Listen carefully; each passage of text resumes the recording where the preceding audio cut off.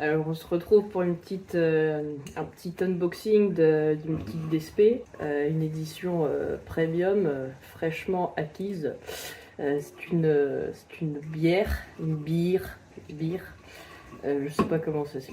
On peut voir au dos qu'il y a beaucoup de symboles, c'est interdit aux grosses femmes.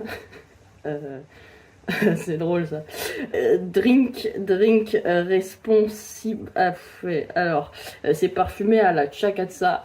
Alors, le moment tant attendu est arrivé. On va enfin pouvoir soulever ce couvercle en métal qui recèle toute la bière. Donc, on va appuyer un petit peu plus fort sur le bouchon métallique afin d'extérioriser le contenu de ce jerrycan.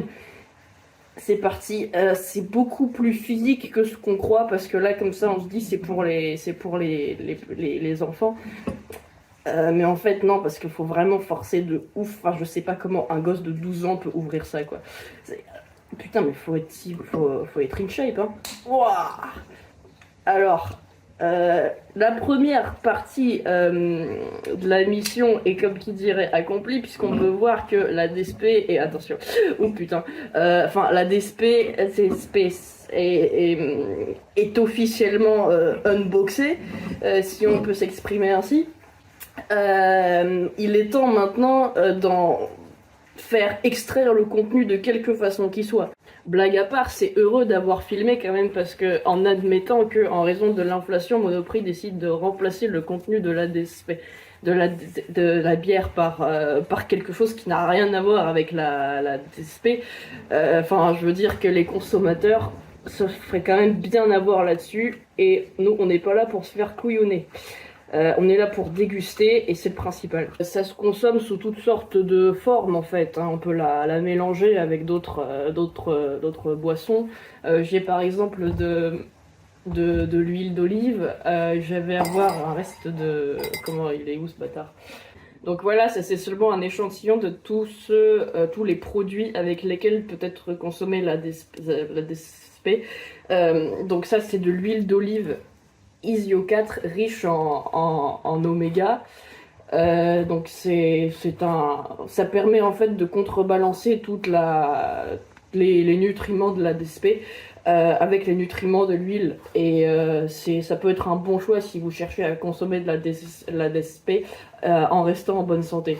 Donc ensuite on a du Drick, c'est une boisson scandinave du Danemark, qui est en fait conçu à partir de fleurs, comme vous pouvez le voir. Et donc enfin on a de la faisselle qui peut également servir de foyer en fait pour accueillir la désespérée. Donc là c'est... Oh putain, parce que franchement l'odeur c'est un délire. Enfin genre heureusement que vous pouvez pas... Enfin si vous n'avez jamais senti de DSP, sachez que petit dernier détail au sujet de tous les accompagnateurs possibles de la DSP. Vous pouvez voir, c'est de la confiture médiévale, j'arrive pas à lire, au miel et à la poudre de perlimpinpin, et c'est un produit d'Alsace.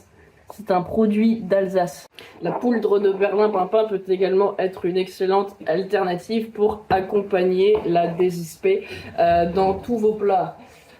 Putain, il pleut. Mais aujourd'hui, c'est jour de fête, et nous on fait pas les choses dans la demi-mesure. C'est pour ça que pour la dégustation de la DSP, on va mélanger en fait tous les ingrédients qui ont été jusqu'à présent énumérés afin d'obtenir ce qui s'appelle le DSP Cocktail Max. C'est une sorte de boisson énergisante, un peu comme le Red Bull, mais il n'y a pas l'inconvénient de trouver genre du sperme de taureau dans le cocktail en question. Et c'est une boisson extrêmement revitalisante. C'est une recette qui a été pour la première fois dévoilée sur la chaîne de... Cette recette n'a encore jamais été dévoilée, et c'est pour ça qu'aujourd'hui nous allons la réaliser IRL devant vous en mélangeant tous les ingrédients. Après quoi, il va de soi que je vais face caméra ingurgiter le cocktail Max qui a été conçu à partir de la DSP, de la faisselle, de la poudre de perlimpinpin, de l'huile avec l'oméga 4 de tournesol et bien sûr à base de Dric. Les ingrédients seront minutieusement mélangés dans ce verre Nemo. Alors, est-ce que vous êtes prêts pour vivre l'expérience du siècle ?